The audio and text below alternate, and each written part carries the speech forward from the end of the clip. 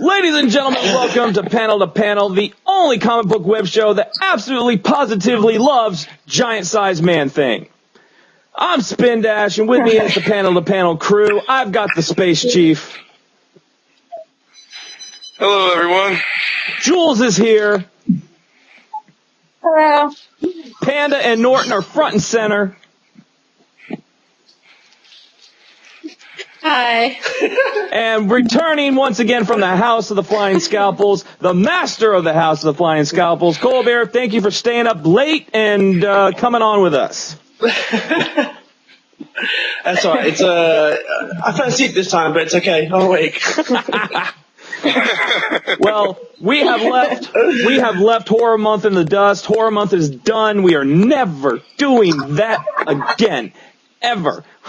Never. Last time. So we're back to what we do best, and that is the comic books, bringing you all the stuff we want to talk about. So tonight we're going to Infinity and Beyond. Because tonight we're talking about the Marvel arc. We're talking about Infinity. Chief, hold up that stack of books. Hold up that stack of books that's current Infinity. This is Infinity, all of it, to date. This is every tie. The only tie-in I'm missing is, I think, number 2 of The Hunt, and the second Captain Marvel tie-in to Infinity, and that's all that's missing. But so far, this is a massive, massive story for anyone wanting to get started on it. That's only Infinity, for the last 2-3 months, 2.5 months? Just not the previous. Yeah, it's Infinity. Yeah, all the tie-ins. Like it's got like the heist, Avengers Assemble, like every tie-in so far, except for the Hunt number 2 and I don't know what number it was, the second Captain Marvel one. Because Spin told me the second Captain Marvel was pretty much just rehash of Infinity 3. Oh, so I just said, well, I'm sure I can get by without it. You know me, I will talk about those Captain Marvel tie-ins. I did buy them both. I read them both. I have a very strong opinion about them that I will get into. But let's talk about Infinity first and foremost. This is like, when I think of a Marvel event, this is what I think about. It's kind of like back when we had Fear Itself. Every single book was like a Fear Itself tie-in. You had everything was Fear Itself, and that's kind of like how Infinity is now. Everything is, except for the X-Men books, because they're dealing with their own thing. Everything is Infinity. I mean, Nova, Superior Spider-Man, Fearless Defenders. Everything is an Infinity tie-in, and other than those 2 books, I think every single tie-in so far, other than those 2, have been strong. But let's talk first about what Infinity is. What is Infinity? So, Chief, go ahead and lay the groundwork, and then we'll go ahead and everybody can put in their 2 cents. Well, I mean, if you really want to talk about the groundwork, you got to go back to Avengers number 1, even further back than Infinity. They were. I mean, this has been going on for so long. It starts out with Avengers 1 starts out with Captain America, Tony Stark, talking about the future of the Avengers, saying we need to get bigger. And then they go to Mars. That's where they meet Ex Nihilo and Abyss and the Aleph.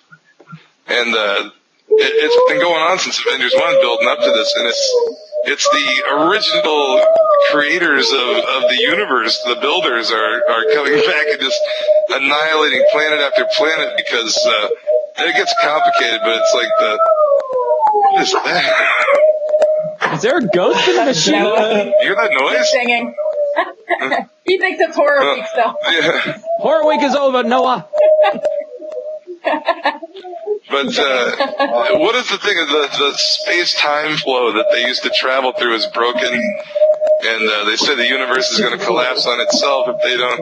Yeah, the superflow is broken, so the universe will collapse on itself if they don't, cull the herd or whatever, I guess, and deem which planets are worthy to live.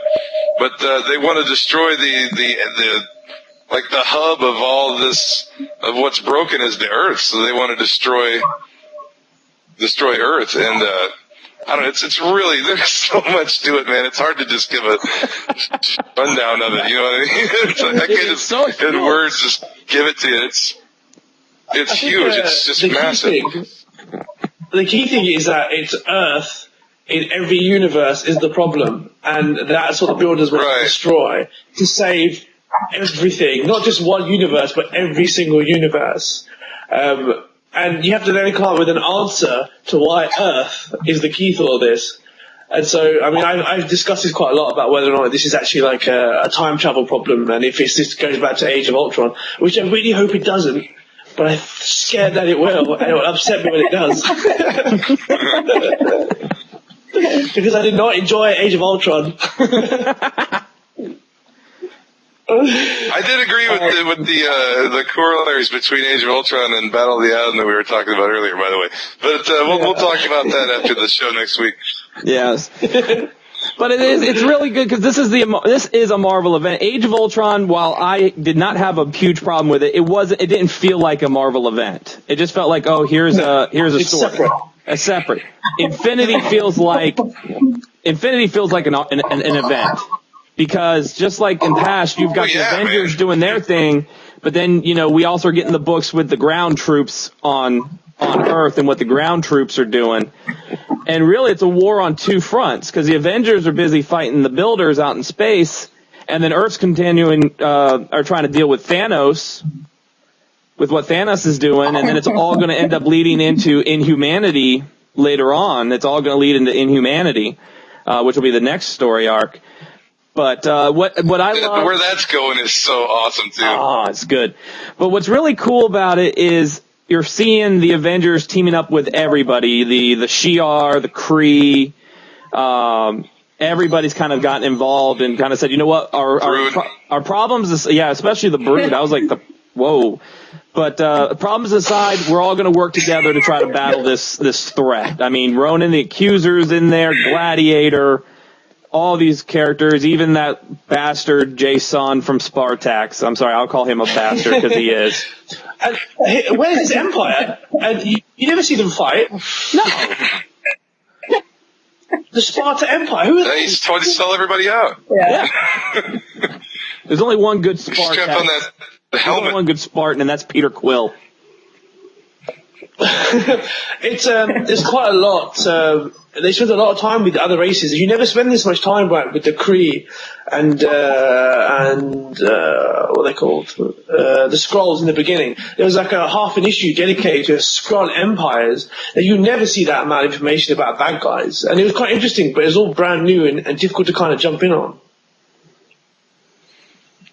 Agreed. I think it's kind of neat that you're getting the insight into the other galactic empires. There's a lot of stuff you've never seen. The inner workings of like the Shi'ar government and stuff too, and the way the Kree and the way the accusers. I never even really knew there were that. I didn't know there were that many accusers. I thought it was just Ronan was the accuser, and everybody was. Cool. Yeah, he's got like a crew now, and they all got like hammers with lightning. Yeah, that was like one of my favorite parts when Thor put up his. I can't pronounce it. Mjolnir thing. Mjolnir. And then they all put their Mjolnir. Yeah. I always say it wrong. He always makes fun of me, and I'm like, that M thing. the hammer. I loved when they sent Thor there, and they asked him, they're like, "Are you sure that you sent the right person?" And he's like, "I'm pretty sure." Like, that was great. I was like, who did they send? Because I thought they would send Captain America, and they sent Thor, and I was like, yes. I was about to say that. Entire thing. I was about to say that because I loved it because the builders like put your weapon down. So Thor throws Mjolnir, and the builder kind of pulls a Loki. He kind of pulls a Loki from the Avengers. He's kind of like, this is your natural state, to be subjugated to things like that, to be bowing on a knee, and then here comes Mjolnir right through the builder, and Thor's just like, bam. Oh, that was great. Well, the Supremo, or the intelligence, after they win that, well, you'll see what Ronan does. I don't know if I should go ahead. I guess this won't go out until people, like next week. They should have read it. It won't really be a spoiler. Yeah. Should have read it already. Do like Panda and do like a marathon of Infinity reading. Ronan smashes the Supreme Intelligence. Because the Supreme Intelligence is saying this is not a victory. We're no better than we were, and he said this is everything, and he just smashes the Supreme Intelligence. That's something you've never seen. Ronan the Accuser has always been subjugated by the Supreme Intelligence. Well, even he's turned now. Even then, Gladiator, when they're going to fight and they talk to Gladiator, he's like, no, I'm not going as the ruler or whatever. I'm going as what I was born. A gladiator, because Gladiator is one of the strongest beings in the galaxy. He always has been. I mean, he's fought in Thor to a standstill before. He lifted the Baxter Building. Yeah. He picked up the Baxter Building off the ground. This is why Hickman is so good. Is that he takes all these extra other characters and he only brings them in Infinity. There's no background to these other people, and then he builds them in Infinity. And then he shows them being amazing, which is impossible because you still have all these other Avengers to try and get involved. Oh, yeah, Starbrand? When was the last time we saw Starbrand? It's so huge. It's like, it's not since the 80s, since that series back in the New Universe or whatever it was. But you're getting all these new guys. But I was even out. Ooh, the Battle of the Corridor. That's all I got to say, the Battle of the Corridor. It's like an epic movie. It's like an epic movie in comic book form. It's such a massive, all-encompassing. The Space Knights of Galador, where have they been for 25 years? I haven't seen a Rom story in, man, how long? I know. Who knew they would show up? And this is something that Chief and I have been saying since day one of Infinity. Chief and I have been, I saw it on Twitter and I told Chief about it, and we probably had like a 4-hour AIM conversation. Somebody on Twitter was like, can somebody, it was after Infinity #2 came out, they're like, can somebody please give me a synopsis of Avengers and Secret Avengers so I know what's going on in Infinity #2? I'm sitting there going, in the back of Infinity, it tells you to buy Avengers and New Avengers. That way you know what is going on. It tells you. Half the Battle of the Corridor was in those 2 books. As Spinner said, it's in the back of every single book that tells you exactly. And then over here are your tie-ins that you need. Yeah. It's diagrammed out for you pretty well. Any of those. I think I just wanted to read the Infinity and not all the other. Not no this Avengers. Is a fraction of it though. It's just, it's a teeny tiny little bit. Part. A very important part, but a very small part. Go ahead, Panda. Yeah, What do you guys think about? Hold on. I actually know someone who is just reading the main Infinity books, and I think they might be doing the Avengers and the New Avengers, but that's it. They're not reading any of the tie-ins or even I think the Secret Avengers that came out this week with it. They're not reading any of that, and they still claim to love it and all of that. I'm just I don't understand how you can understand what's going on. Well, that's the bare minimum you can read to understand it. I mean. Well, with that, you're getting the story of what's going on. Thunderbolts are doing her. Like you said, the Thunderbolts really, it's. Thunderbolts is my favorite. That's the favorite part that I've read so far is what's happened in Thunderbolts. Yeah, it's good. I like it. I don't read that anymore. I don't know, Mighty Avengers with anything, any Infinity tie-in that has Otto Octavius Spider-Man in it, I am loving it. I love it, love it, love it. Yeah, he is better than Peter Parker for sure.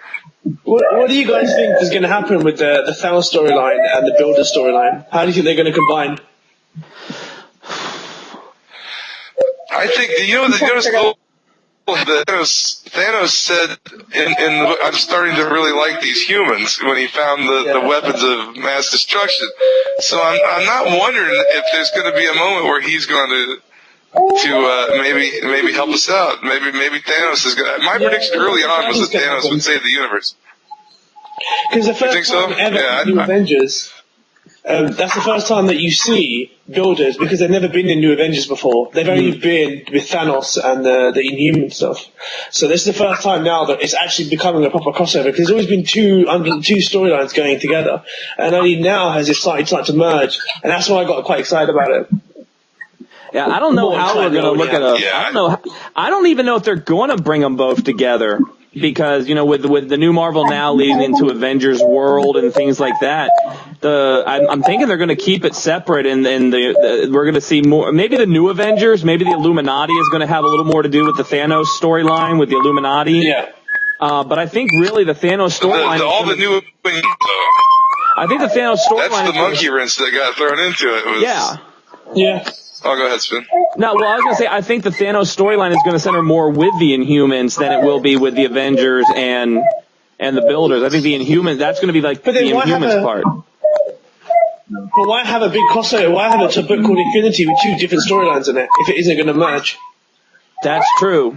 Like I said, I have no clue. I think it will. I think it's going to come together, and Thanos is going to have a lot to do with saving the universe.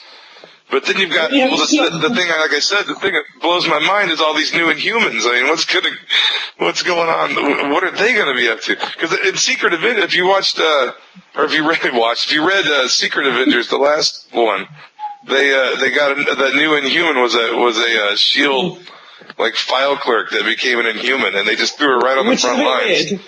Right.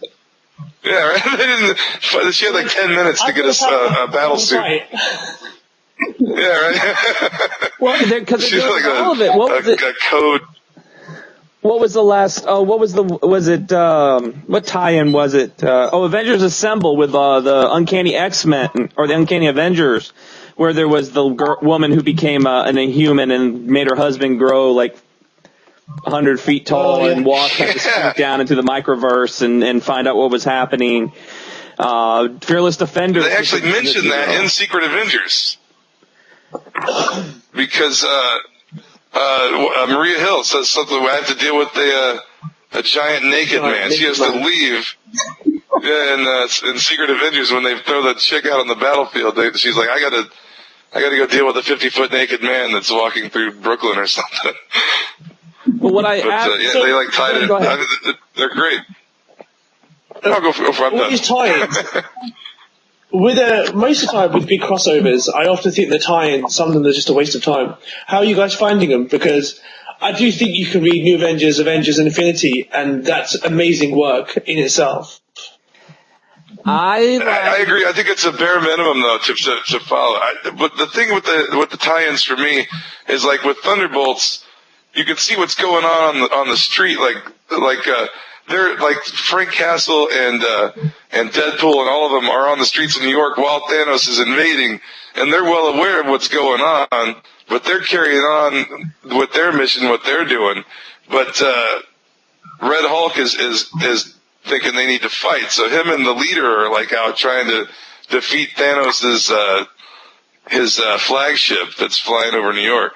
So it's really interesting to see what else is going on. And while all this is going on, like in Infinity Heist, there's two guys trying to steal some Tony Stark tech, like trying to loot while all this is going on, and it's all tied into. I think the tie-ins are good. I like most of the tie-ins. I hated the Captain Marvel tie-ins. I felt they were a waste of paper, and I'll say why. All the Captain Marvel tie-ins were a rehash of what Hickman had wrote in the main Infinity book. That is all they were, and all the writer did was just add in, oh, here's what Carol thinks of this situation. Other than that, it was word for word, panel for panel, what Hickman had already put in there. And when I think tie-in, I think of something that will expand the story, which gives me a little bit more to what is actually going on. Like you said, with the Thunderbolts, Mighty Avengers showing us what's going on at the street level. Even with like Nova having to deal with Thanos not liking that there's a new Nova, and Thanos is sending people out to kill the new Nova. That's a little bit more of the pieces of the whole puzzle, whereas I thought the Captain Marvels didn't do anything to broaden the storyline. They didn't do anything to broaden the storyline, in my personal opinion. Where everything else, the Spider-Mans, like Fearless Defenders, I thought was fantastic, a good tie-in, because it did deal with the Tarragon Mist and the cocoons. And what people are, and that people are coming to steal the cocoons, that people are stealing the cocoons from the Tarragon Mist. Yeah, great issue. I'm sad that I am upset that title is ending. I loved that. I love that. I haven't read that. Oh no, that's the worst. It is good. I like it too.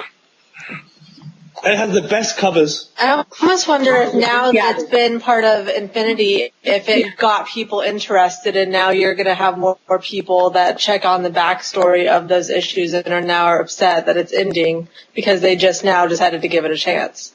I loved Fearless Defenders, because you were seeing the individual characters may get stories. They were fantastic. My favorite issue of Fearless Defenders to date is the one where you have all the boyfriends are at a bar talking about we can't let them that go was great. And you have what it was Doctor Strange, Iron Fist, Werewolf by Night, and then Hercules is there, and Hercules is just drinking. Hercules is like, yay, let's drink another flagon. Yeah, it is really good. I really like that. And they do. Good. They had you're right. They when is it ending? Covers. When's the last issue? Not sure. I don't know. I don't think Cullen Bunn has put out yet. But you're right. The best covers. The covers are fantastic with that. Because it's like they always are fun. And I love the beginning where it's Valkyrie and Misty Knight. And they're kind of like, remember what happened in the last issue? Shut up. I love that. The Charlie's Angels pose. The banter's really good. The banter is excellent, and plus they've been to Asgard in the book. They've been everywhere. It's just it's a good book. Mm-hmm. When was the last time you saw Hellcat, for Christ's sake? Oh man, that issue was great too. Where they called all the female heroes, like Misty Knight just called in everybody, and like She-Hulk showed up, like every female character throughout the Marvel history just descended on the Doom Maidens all at once. It was great. It was great. Spider-Woman showed up. What's another tie? Because they're everything's Infinity tie-in. Everything is Infinity tie-in these days. Heist is pretty good, actually, I think. I read the third issue of The Hunt. The Superior Spider-Man team-ups were good. Panda, have you read the third issue of The Hunt yet? Yeah, I read That's one I didn't get into. Because to me, The Hunt is like Hunger Games during the Thanos invasion.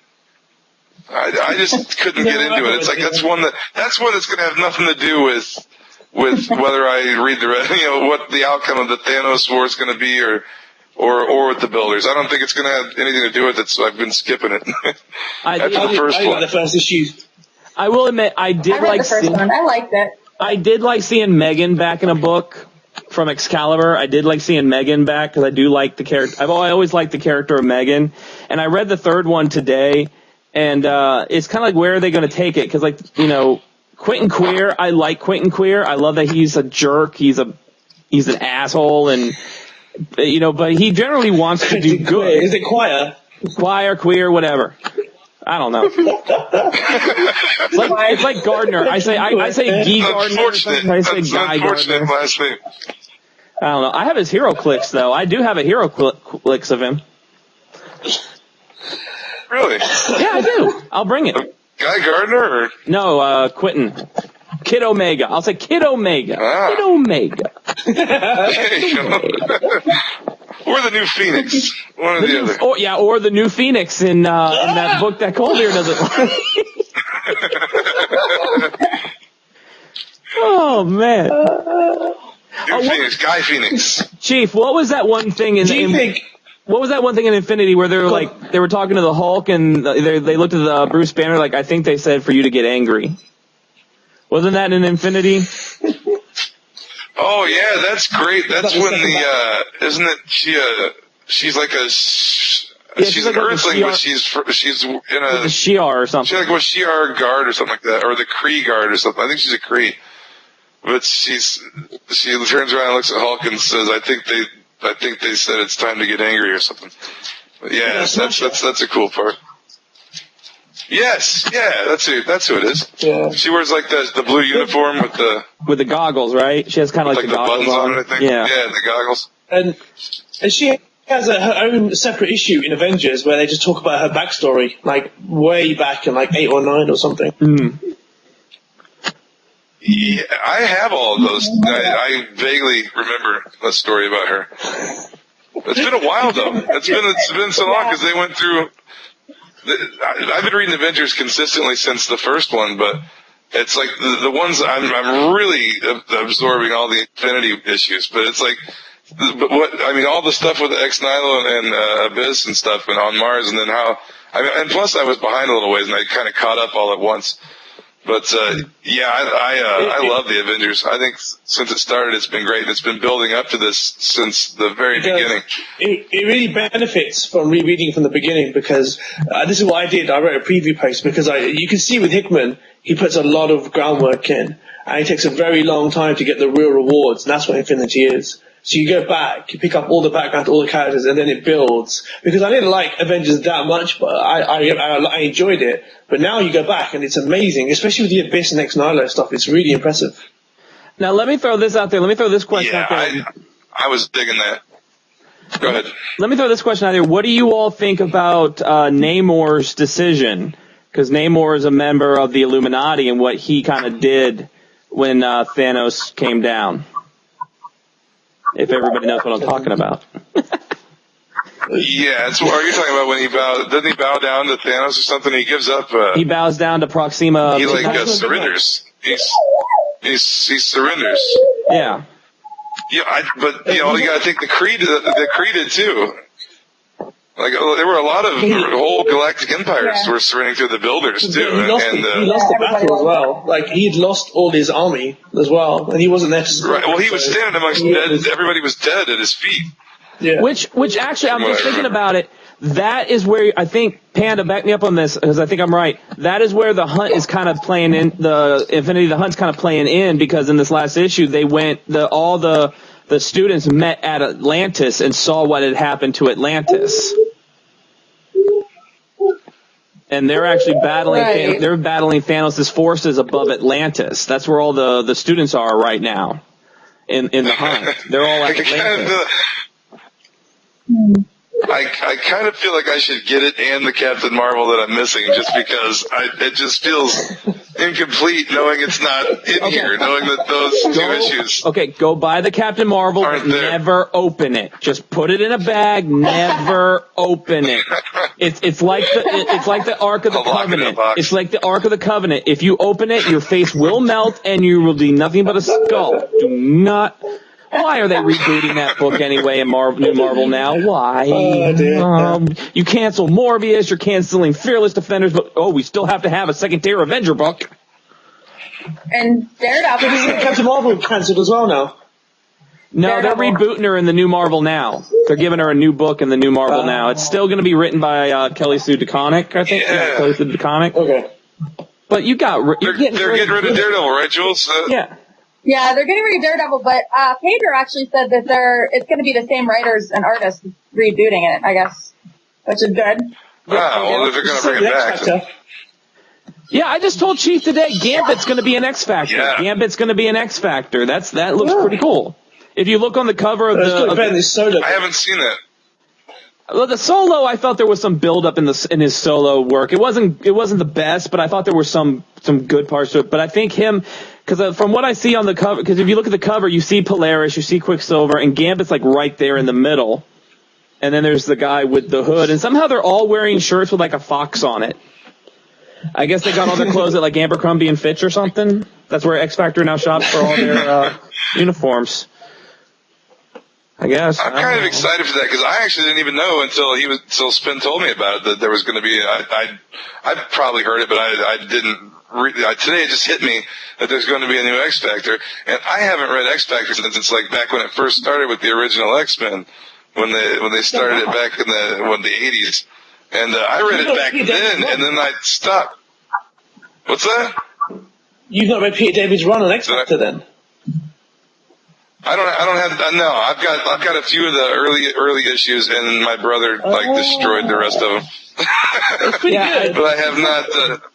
Yeah, I read. But I did read it back in the day, back in like the first year, I think. Yeah, I read it with the original X-Men when they took over. I read it with the original X-Men when they took over, and then I read in the 90s when it was like Havoc, Wolfsbane, Strong Guy, Polaris. I read during the 90s, but then it I didn't read any of those. It kind of once it became like the X Factor investigations, I kind of fell off that. Oh, it was great. I may have to pick up some trades of it. I'll pick up some trades of it because I mean it's an X book. It's a very long run. It's like a 10-year run by Peter David. Which is quite impressive. I'll have to check that out. And Madrox is such a great character. Yeah. Layla Miller is out of House of M. That's where she first came about. Oh, and it's their story. Layla Miller. She's the one that was able to let like Wolverine know, hey, you're still in you're in an alternate reality. Yeah. Okay. Cool. So he took her character and made her quite interesting, and he did a lot of work with that book, and I brought in some really interesting characters like Shatterstar. I like Shatterstar. There's a good cast. He does well, Peter David. He's quite faithful to his heroes. He spends a lot of time with them. Marvel, can you put on a book is an unusual thing for somebody. I mean, Jeff Johns did 9 on Green Lantern. But I can't think of really that many more people that have done that long on a book. I mean, maybe in the 70s or something, Silver Age or something, they did stuff like that. Bendis Avengers. Bendis does everything, though. Bendis' name's on everything. It's either Bendis or Hickman. Marvel, can you just about everything is Marvel. Marvel, can you just bring back Wallflower? That's all I wanted you to bring back Wallflower. You killed her off. You got her shot through the skull. Yeah, bring back Howard the Duck. I get him in 2 panels of a Wolverine in the X-Men comic. That's all I got him in. It's 2 panels in the dupe issue of Wolverine and the X-Men. You know what? Get rid of Captain Marvel. Give me Howard the Duck. Give me Howard the Duck comic. That would be. You got Deadpool the Duck and Deadpool kills Deadpool, right? Did get Deadpool the Duck. Yeah, you got Deadpool the Duck. Of course, me and Panda are going to be at odds because because she loves Panda Pool and I love Howard the Duck, Deadpool the Duck, and they're on opposite sides. I like Panda Pool is great too. Beard of Bees Pool. I like Beard of Bees Pool. Panda Pool's my favorite. But Dog Pool is my all-time favorite. Dog Pool is the greatest. But poor Dog Pool got disintegrated. Dog Pool was my favorite until Panda Pool. They made up for killing Dog Pool with Panda Pool. Panda Pool was awesome when he first appeared. All the different Deadpools from the different multiverse. That was making fun of my coffin. What other tie-ins do we have? Secret Avengers. Secret Avengers. We talked Nova. We talked Spider-Man. There's so many tie-ins. Shoot. Avengers Assemble is kind of, I don't know, well, tie-ins. They were still able to have Deadpool on his pizza mission. That was one of my more memorable moments. That was great. Infinity. That was just that's been all through the last 3, right? He just got out of the limo and he said he was just going to walk. And he just walked away while Thanos is invading Earth and went looking for pizza. I think it's only been in 15, 16, and 17, right? Those are the. What about? And the artwork is just crazy in Thunderbolts too. It's just real cartoony and like super deformed, and I really like it. I think it's a cool style. What do you think of Luke Cage's? I really didn't read Thunderbolts much before Infinity, and I'm kind of thinking I'm going to stick with it now afterwards. Yeah, it's pretty good. I think I might read a few more. What do you all think about? Questions, Finn? I said, what do you all think about Luke Cage and what he's doing with Infinity with the Mighty Avengers? Luke Cage bringing in his ground forces. Luke Cage, it can't just be a dad. You remember he left Avengers to be a dad, and now he's like, no, I'm going to have another team again. And it's good to see Ock in there as well, because it's they're writing him quite well. Oh yeah, I thought that was real great. Yeah, they seem to be. Go ahead, Chief. Oh, I was going to say they seem to have Superior Spider-Man's like his demeanor down all across, like even the like the tie-ins with like Superior Spider-Man team up with Infinity. Like it seems everybody across the board's following Dan Slott's persona that he created for Ock, and I think that's awesome.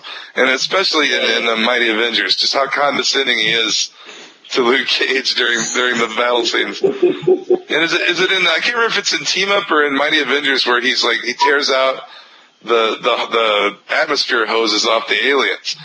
Because they're just fighting for like days, and they're not getting anywhere fighting Thanos' troops, and Ock just comes in and like yanks the hose out of the backpack of one of the aliens. He's like, see, this will take half the time, and he's just jumping on their backs and tearing them out, and they're just choking and falling over. It's the greatest. Oh man, yeah, I like it too. I like it too. What I'm waiting for, with a Luke Cage book, we could get more appearances with Squirrel Girl. We could get Squirrel Girl back in a book. And he loves Squirrel Girl. We know he does. She was pretty good. Sorry, keep supposed to be on. Jules, your cartoon friend's missing. But I love how Ock is. He like Luke Cage is fighting his rear end off, and Ock is just like, really, this is how you fight. This is how you're going to handle the alien invasion. Really. And then when the guy comes dressed up as the multicolored, he's got the multicolored Spider-Man, and Ock's like, no, no, Is that Iron Fist? Is that going to be Iron Fist, or is that somebody else? Is it just Iron Fist in a different disguise? I kind of thought it was going to be. It's going to be. I don't know. Because he just shows up. He knows Luke Cage. He seems to know everybody, but he's wearing like a knockoff Spider-Man outfit. And I'm thinking it's going to be Iron Fist. I think there might be another Iron Fist team. See, and I like that. Did he get it from just a costume shop or something? He got it from a costume, and I love it. Anytime somebody shows up, anytime somebody shows up that looks like Spider-Man, Ock goes like nuts. He's like, no, no way. There's only one, and that is me. And he was like, take off that outfit, and the guy was like, can we worry about this later? We got a battle going on here, and Ock's like, we will be revisiting this. Well, did you guys read Arms of the Octopus, the 3-part Arms of the Octopus story? Well, there's only 2 parts right now, right? There's the all new X-Men. Right now. Well, right, yeah, the first 2 are out. Or the next one comes out. It's the Superior Spider-Man annual, I think. Yes, it is. You're right. I just saw that the other day.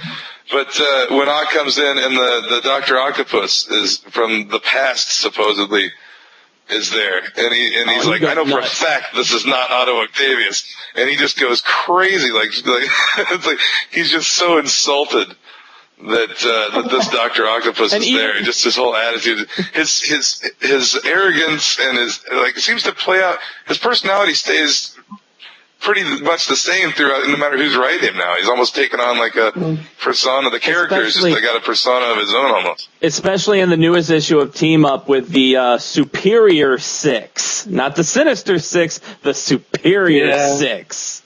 Oh, that was good. If you haven't read it, go read it. Are you reading Superior Foes? Yeah, I love Superior Foes. It's a fantastic book. Dr. Bong made a cameo. Yeah. That is great. Dr. Bong made a cameo. Yeah. Supervillains Anonymous. Supervillains Anonymous. There's Dr. Bong in a polo shirt. But no, that's a good book. I like Superior Foes. That is a fantastic book. I actually this part of Infinity I thought was really cool because it's when it was with another Inhuman, a person that came out of their cocoon, and they became pure energy.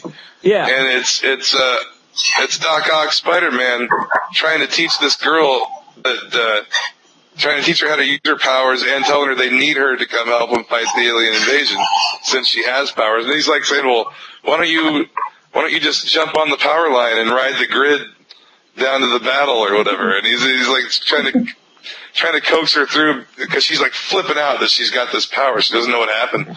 And she's like really scared and stuff. And it's really cool what happens, like the whole issue. But it's like the Infinity stuff with Thanos is just kind of going on. This is like a Spider-Man story that's happening within the battle. It's still going on all around him. I mean, Thanos is still attacking. He's still fighting aliens here and there as he comes across them. But the Superior Spider-Man team-up books and the Thunderbolts, just the way they're showing what's going on the street, just makes this story so much more massive and just all Marvel encompassing. Like almost every character in the Marvel universe is involved in this. And it's just such a brilliant event. It's like what an event should be. I mean, I think it kills the DC Forever Evil stuff. I haven't even really got into the Forever Evil. I've kind of, in lieu of that, been catching up on Infinity and reading all these. Well, the bad thing I about can't keep up with all the Infinity. Well, the bad thing with Forever Evil is I think Villains Month destroyed the allure of Forever Evil because you had Villains Month and then, you had, like, I think Panda and I were talking about this, they came out with Forever Evil #1 and they should have, like, every week should have been another Forever Evil book. It shouldn't be we're getting one once a month. I felt like it should have been like how they did with the Age of Ultron, where every week you had an Ultron book. I think every week you should have had a Forever Evil. Instead of it came at like the very end of the month too. And so even me, whenever I still talk about it, I never call it Forever Evil. I always call it Villains Month. Like, I always have to correct myself every single time because I just got so used to Villains Month. And like now we're back to the regular, with the number 24 issues of all the book, we're back to Aquaman's dealing with the first King of Atlantis. Batman's back doing fighting and Detective Comics. It's like, okay, here's Forever Evil, but here's everything else. Where Marvel is like everything is Infinity, everything at once is right here. It's right there. Where Forever Evil is just with the exception of X-Men.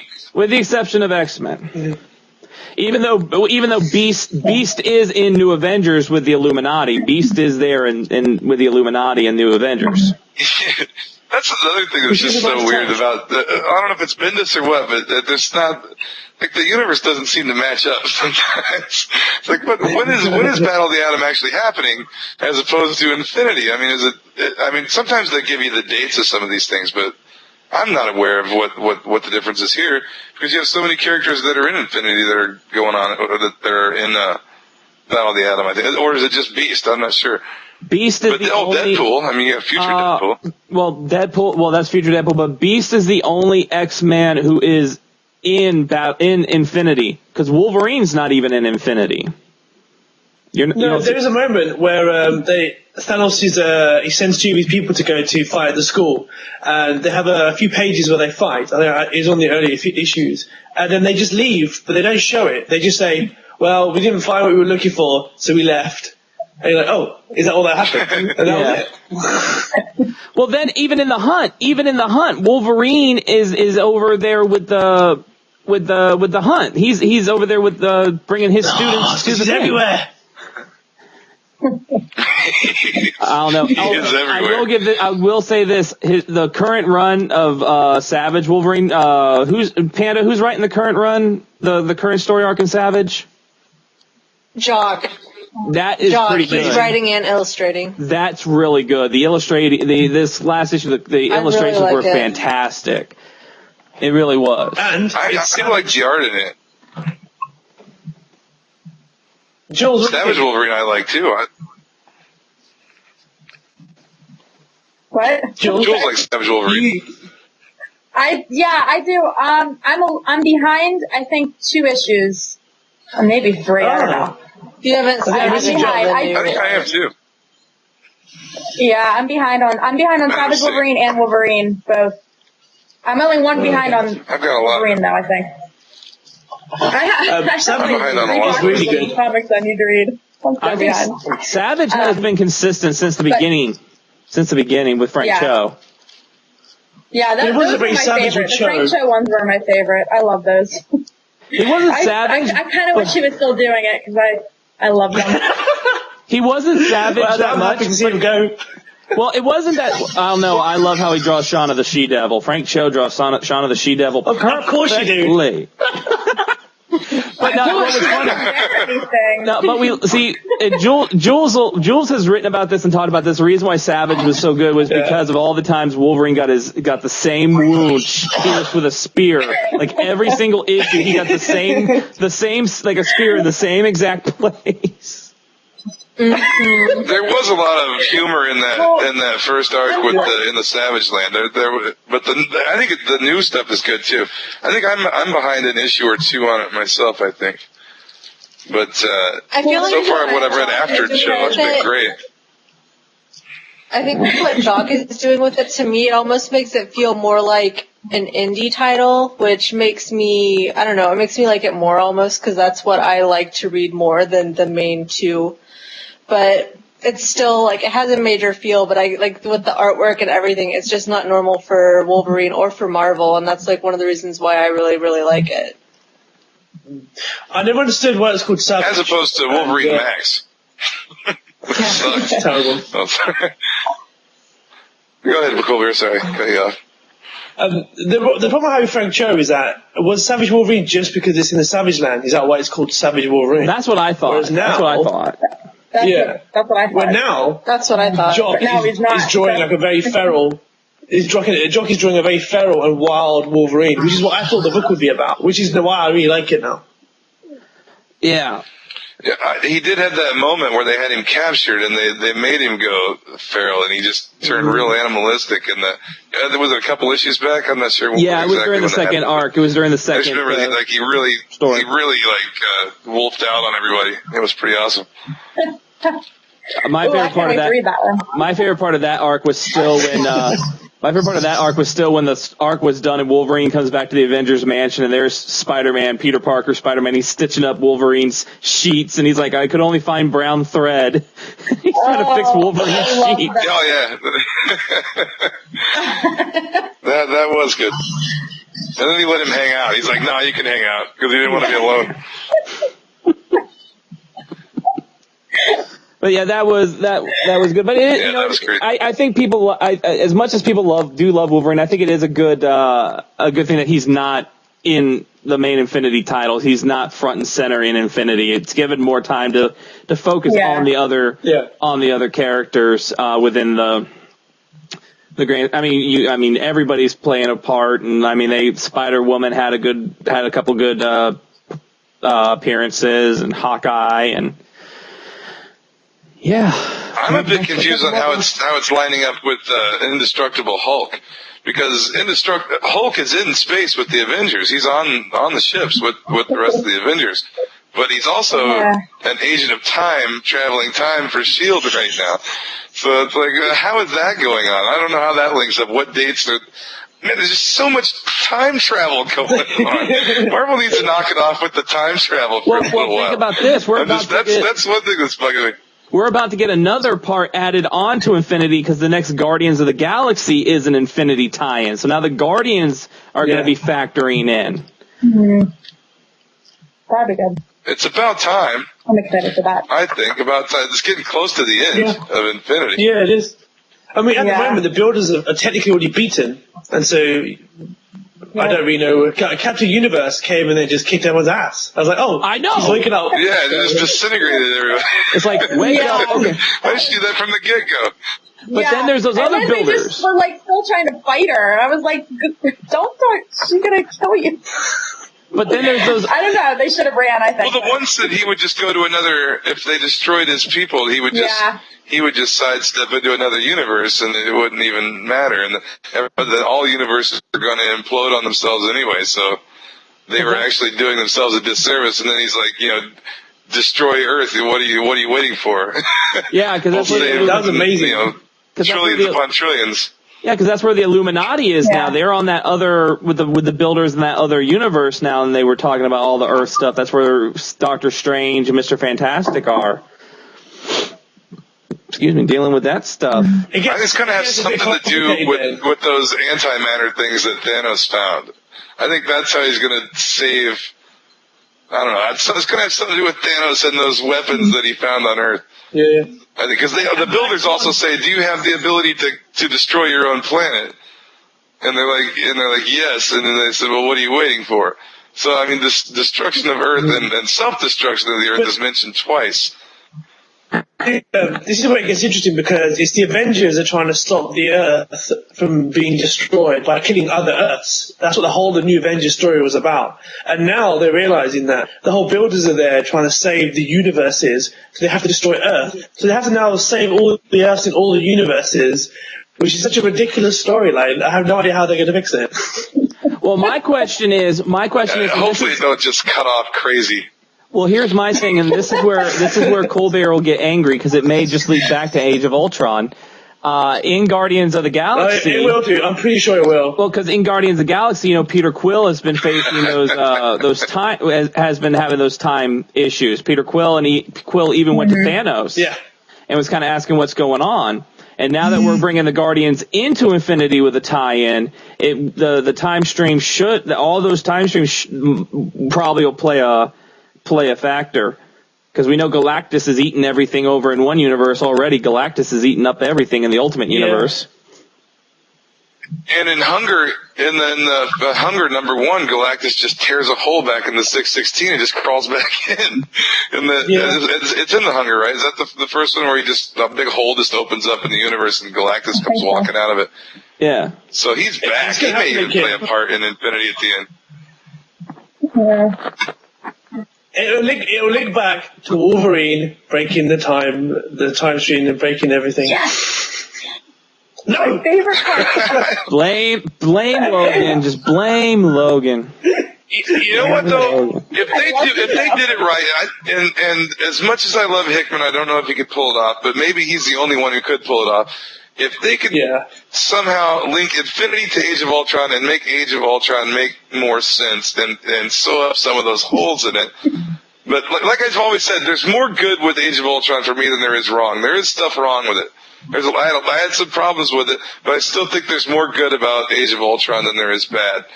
But if somehow Hickman goes full circle and makes it all make sense, it'd just be the most brilliant thing that's ever been done.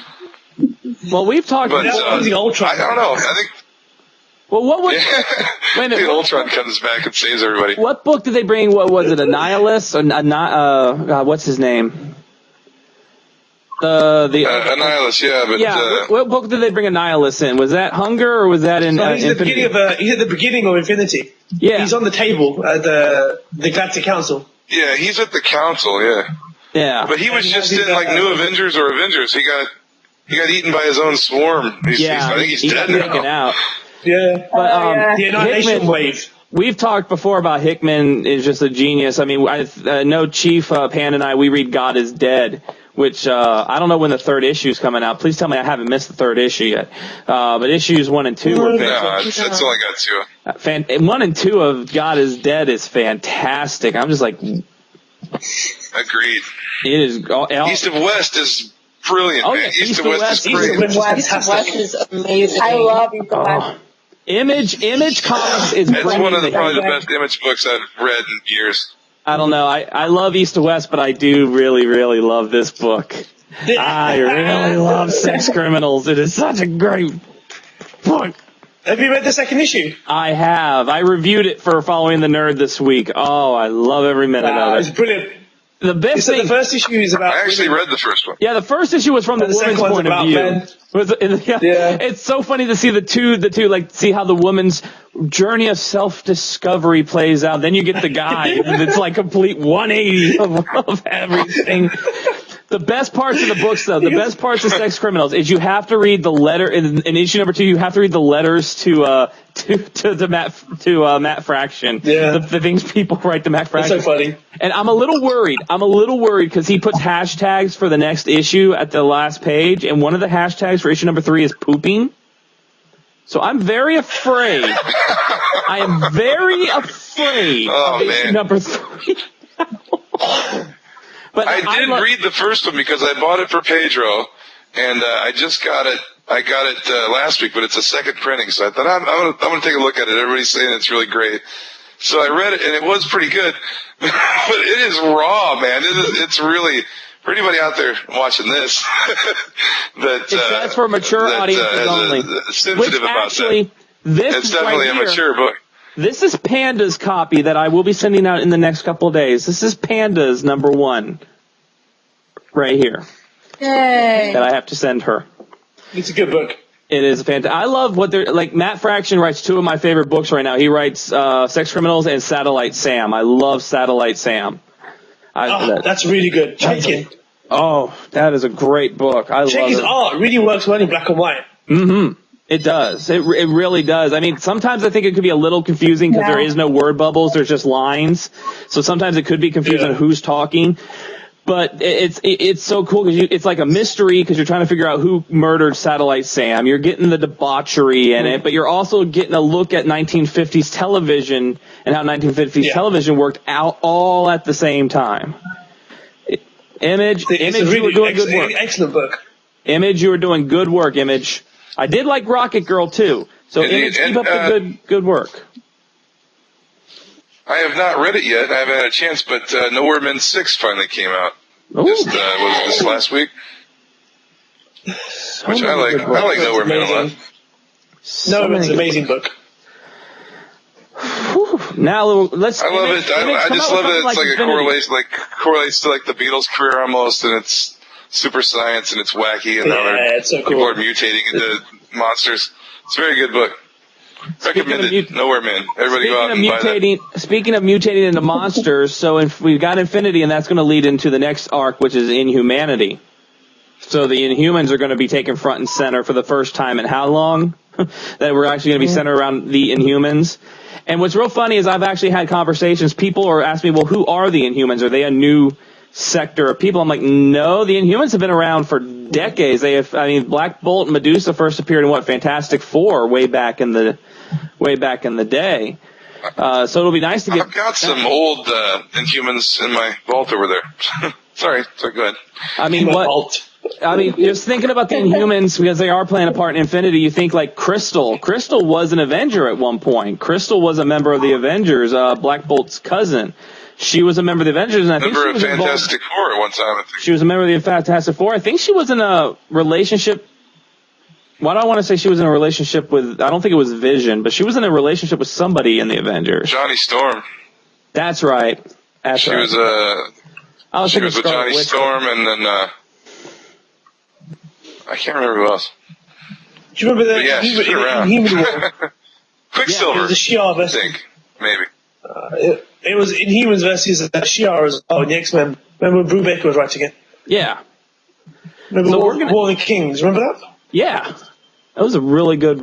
Anything with the Inhumans, I think, is good because it is a different look. Because you think it's kind of like they're mutants, but they're not mutants, because it's a completely separate thing. And in the Tarragon myths have played such a part, especially after House of M, when with No More Mutants. I mean, that's how Quicksilver got his back, was using the Tarragon myths.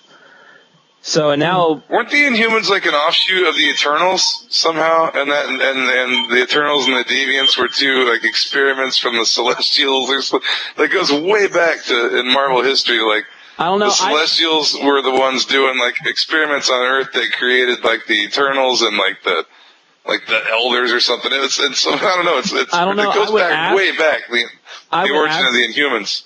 I would ask the Celestials, but the Apocalypse Twins have killed them, so I can't get the answers anymore. They haven't killed all of them, though. I don't think they've killed all of them. I don't think we know how many Celestials there are. That's what's so weird about Marvel. Is so great. Just lately, bringing back all these old characters like the Celestials. They rarely appeared in stuff way even back in Kirby's day, or back in old Marvel, old school days. You'd rarely see the Celestials in a story at all, and now they're bringing back the Celestials, Space Knights of Galador, Starbrand. They're bringing back like all these crazy old even one characters that you haven't seen in years. Like, I never thought in a million years that Starbrand would be a pivotal character in Infinity. Well, that's insane to me. Even bringing back Man-Thing in She-Hulk, and having that whole arc with the Nexus of All Reality. Yeah, Man-Thing. which is what I'm waiting for. Machine Man's a major character in that book. Well, that's what I'm waiting for is with all this stuff talking about the different dimensions and the time stream. I want the nexus of all realities to be playing a part in this, because Man-Thing, that's what I think they should do, is with all this different stuff going on, there's got to be something with the nexus playing a part. They got to do it. Didn't they discovered that there were other Man-Thing beings all over there were other nexus around the world, like they found one in the Savage Land that had its own Man-Thing. Mm-hmm. And like they were different. Like the Man-Thing is connected like through the planet to different nexus around the world. So, and who knows how that could end up playing a part? There's a question. If they're talking about destroying all the Earth, if Man-Thing is connected to the Earth and Man-Thing has control of the nexus, that could be a pivotal. If Marvel wanted to do it, I'm not going to call Joe Quesada and say, "Hey, you're going to do this," but. That would be awesome if it's like we're going to destroy the Earth, but wait a minute, Man-Thing, there's Man-Thing, and then you could bring Howard the Duck in, and we could have Man-Thing and Howard the Duck team up to save the Earth, and then it's like Man-Thing and Howard wrap up Infinity. Exactly. Captain America and all that. That would be awesome. They come back and they're waiting for a hero's welcome in New York City, and everybody's like, "Where's everybody?" "Oh, sorry, we didn't know where you were, but Howard and Man-Thing saved the world. They defeated Thanos and everything, so." Yeah, we gave him the keys to the Avengers. Everyone else is dead. Spider-Man. Howard has set up shop in the Avengers mansion now with Beverly Switzler and all that. Like Spider-Man's dead. The mighty Avengers are all dead. The Thunderbolts. Everybody's dead except Howard the Duck and Man-Thing. It's gonna be happy. Howard's having a Howard. Last question. Go ahead, Kulbir. Ask your question. Do you think Hitman's too difficult to follow? No, I don't think so. I don't think so. I think he's become my favorite writer because I can follow him so well. I think that's one of the reasons I love his work, because it's so. Some people say brilliantly written. You have to do some homework to catch up and to understand what's really going on with his books. But I think it's Fantastic Four as well. It was a bit quite difficult to follow as well for a long while. I haven't read it, and I need to go read it. See, I never read any of that. Yeah, I haven't read this Fantastic Four, but like when I read like East of West, what's good about his writing is if you read like his stories start out, and he doesn't dumb it down for you. The stuff dawns on you as you're reading it, as it should. I think he drops the knowledge, like sprinkles it, and then it kind of dawns on you at a certain point what's going on. And that's almost like movie direction to me. That's brilliant. That's why I love it. I'll say this, I think it's great. I think I love his writing on everything. Everything he's done. East to West, God is Dead, Infinity, New Avengers. I love it all. Projects. He's definitely my favorite. I'll say this, I did not read. I have not read that, but I want to. I did not read. Fantastic. I did not read Avengers from the beginning. I really started picking up the Avengers which now I'm going to go back. I admit it, but I started picking up with the prelude to Infinity, and I picked it up, and really I did not feel like I had to go and do research. I picked it up, I was like, okay, I can follow this. I can know what's going on. There's all the characters. They're telling me what's going, I thought it was real good. Ladies, he does a little synopsis of every one in the beginning. He does. Ladies, what about you? There's a lot of detail. I want to hear from the ladies. Ladies. No, I think that because I was a little bit behind with Avengers, New Avengers, Infinity, that I just had to figure out where I was. But once I figured out, okay, I have to read this, then this, then this, and looked at the chart, I was fine. I wasn't confused at all, but I can see where someone might, if they're just sitting there reading it and not really paying attention to what they're supposed to read next, and they read something out of order, and then they're like, what, and then they won't know what's going on. But I don't know. I think he does a good job. I like him. I do read East of West too, and I like that a lot. Well, see, like I was telling Kulbir earlier today too, is that I find Bendis kind of hard to follow. Like Hickman, I have no problem following at all. I mean, but Bendis for me is hit or miss. I mean, some stuff that he does, I absolutely love it. And some stuff, I'm like, what is going on here? I have to go back. Like, what happened here? Why is this happening? That's because Hitman makes sense, and Bendis doesn't.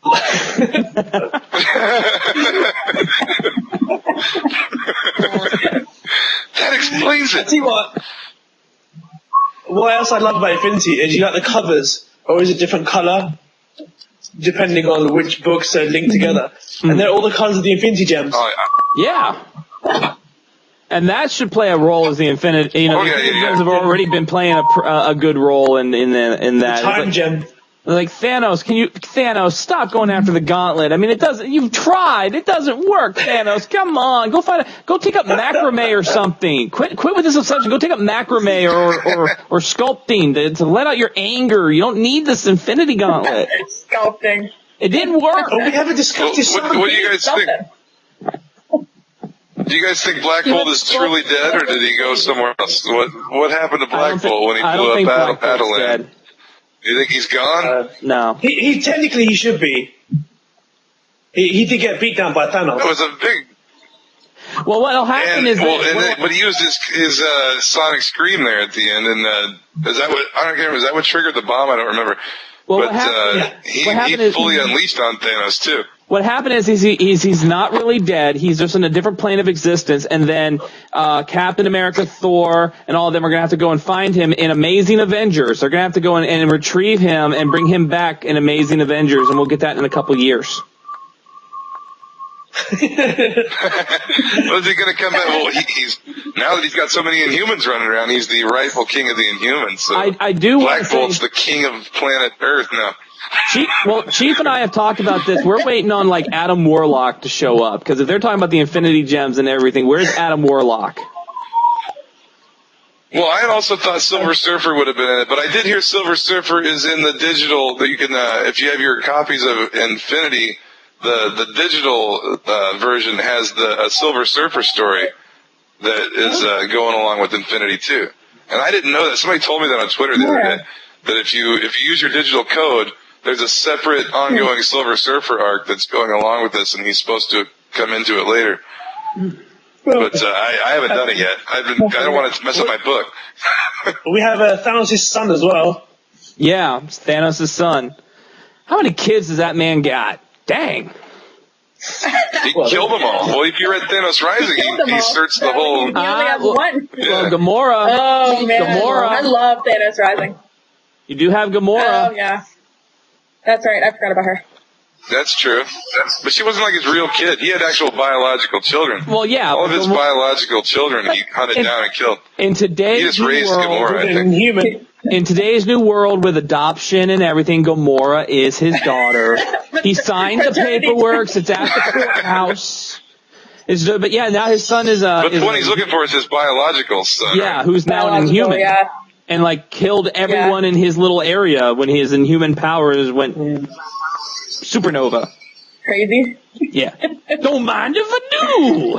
Which, by the way, speaking of Thanos Rising, and for anybody who didn't read it, Thanos Rising is brilliant. And that being released alongside of Infinity when it was coming out, it really, I just remember Thanos from like the Infinity Gauntlet and stuff, and he was just always just a villain to me. Thanos Rising really shows you just how sick and warped and depraved it really made Thanos scary and something to fear again after a long time. That's such a great series. What was she? The personification of death? I absolutely loved her. Yeah. His made up girlfriend. Just like many of us when we were young, you know. Oh, I got a girlfriend. You don't know her though. She lives in Canada. You know, that was kind of like that girl, you know. I know it's terrifying. Wrong, but I actually felt a little bit bad for Thanos just for a minute. Like I felt bad for him during Thanos Rising. Yeah. I'm probably the only one in the world, but No. I think they made it that way. It's kind of like Clockwork Orange. You feel sympathy for him, even though he's a monster. I still was waiting on him to be like, oh wait, I can't do this. This is wrong, and it just never happened. And then he stabbed his mom. And then he killed everybody. You know. The single scariest bit of the book was when that guy goes, how many people is enough? How many more death? And he goes, go to my bedroom and ask my partner. And he goes there, it's this dead skeleton. Yeah. And then he comes back, what did you say? Nothing. Then it's not enough. I was like, oh. Yeah. Yeah. No, it's weird. It goes from a different kind of sympathy, though, because when he's young, you feel bad for him because the other kids pick on him and they ridicule him, and he's kind of an introvert and he doesn't talk to anybody, and you feel bad for him for the way he's treated. Yeah, and he's like really super intelligent. But then when he starts doing all the weird, like serial killer stuff behind the scenes and killing animals and then abducting people and killing them and starts doing all that, and then it's like when he's grown up, then you kind of feel sorry for him because he's just so beyond sanity. Yeah, he's just so out there. He doesn't even see the world the same as people around him. He's like talking to his father and saying, "Well, this is my woman here," and he's like, "There's nobody there. Who are you talking about?"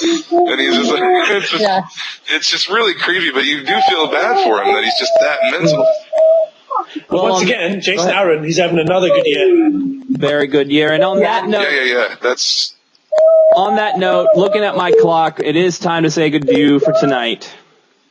But since we're back on comics, next week, Chris Williams, you know Chris from FDN, he will be on here with us to talk Battle of the Atom. Oh, I'm gonna miss it. However, Kulbir did, I think, you took Battle of the Atom and put it into what, 2 pages? 1 page? 5 panels. 5 panels. And 5 panels. Where can people find that, Kulbir? Where can they find that? It's at www.houseflyingscapels.com. Go check it out. It is amazing. And also go and It's a good website. make sure you go look at the house and see the cool jobs that Jules, Chief, and I have in the house. We got some pretty cool jobs. And what Kulbir doesn't know is when he assigned me my job, he basically gave me the key to kill everyone in the house. He did. You did. You gave And me to help you escape. You gave me the keys to kill everyone in the house because I am a chimney sweep, and all I have to do is not open that flue. All I got to do is not open that flue. You go to light the match. Bye-bye. Another thing I want to add too is go to House of Flying Scapels to tie in with Infinity tonight. Kulbir wrote the greatest single rundown of Infinity I've ever read. The man researched the thing like crazy, and it's brilliant. So if you want to know about Infinity up to now, go read House of Flying Scapels and read Kulbir's piece on Infinity, because it's probably the best piece I've read on that yet out of everything I've read about it on the internet. It was really good. So No problem. You deserve it. It's good. Next week we're going to do Battle of the Atom. We're going to get to see who hates it, who loves it, what's going on with it. We are only we're getting down to the wire, ladies and gentlemen, for Anime Apocalypse, December 27th through the 29th, Rockford, Illinois. The 29th, 9 a.m., the panel teams panel and live show will be going on. Get out of bed, I think Panda said it on Comic Time, just put on your pajamas and come on down and check out the panel. You don't need to get dressed up, just put on your pajamas, come on down. We're going to have cookies and muffins and giveaways and all sorts of cool, crazy crap. And you'll be able to see that live on YouTube. You'll be able to see that live on YouTube that morning. We'll be streaming live to YouTube. We're also going to be filming Panda, Chief, and I going to the greatest Mexican restaurant in all of Rockford, Illinois. Taco Bell. Taco Bell. Voted number 1 in my city, the greatest Mexican restaurant. Even though we have like the San Jose restaurant right up the street that's like a family-owned, authentic Mexican restaurant that's really good, Taco Bell voted number 1. So we'll be doing Can't wait. So we will be doing that, Anime Apocalypse. So from all of us, make sure you tune in next week. Hopefully we'll have Pedro and Megan will be back with us, and Uni, who couldn't be here tonight. Megan is out fire eating for Halloween, so we wish her all the best. But one last thing before we go, I have to wish someone a very happy birthday. We at Pen on the Panel want to wish happy birthday to Viva Foxy, our good friend over there on the Nerd Herders, who is turning an age number today. I will not tell you her age, but she is having a birthday today. She'll kill you, man. She'll kill me. But Foxy, we love you from Pen on the Panel. Hope you had a great birthday. I knew you guys were drinking during your birthday, so I hope you're all right. You know, if you drink, don't drive. If you drive, don't drink. So happy birthday from all of us. So until next time, from all of us to all of you, this is Pen on the Panel. Once again, we crave giant-sized man thing. Good night and good luck.